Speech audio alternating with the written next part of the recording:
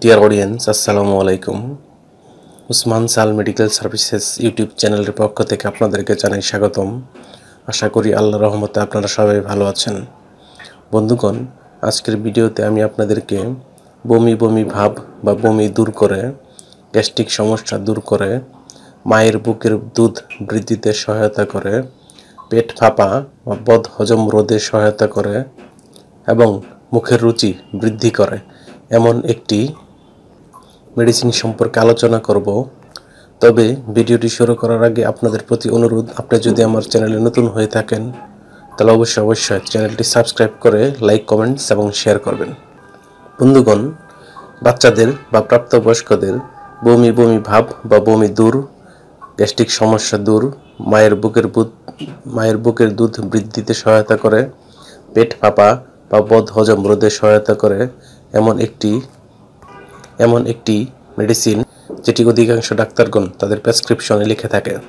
সেটির নাম হলো ইফোডিও ট্যাবলেট। এটির গ্রুপ বা জেনারিক নাম হলো ডমপেরিডন মেলিয়েট এবং এটির উৎপাদনকারী প্রতিষ্ঠানের নাম হচ্ছে রেডিয়েন্ট ফার্মাসিউটিক্যালস লিমিটেড। ইফোডিও ট্যাবলেট এর প্রতি পিস ট্যাবলেটের দাম মাত্র 4.5 টাকা।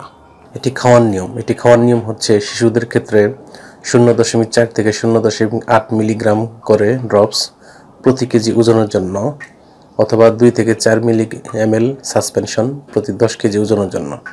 অন্যদিকে প্রাপ্তবয়স্কদের ক্ষেত্রে 20 মিলিগ্রামের 2টি করে ট্যাবলেট অথবা 20 ml সাসপেনশন খেতে পারবে এবং সেটি দিনে 3 থেকে 4 বার অথবা 4 থেকে 6 ঘন্টা পর পর সেবন করতে পারবে। এটি খাওয়ার পর বা সেবনের পর কিছু সাইড এফেক্টস বা পার্শ্ব প্রতিক্রিয়া দেখা দিতে পারে, যেমন মুখের শুষ্কতা বা মুখ শুকিয়ে যাওয়া, পিপাসা, মাথা ব্যথা, ঝিমুনি, পাতলা পায়খানা, চুলকানি ইত্যাদি হতে পারে।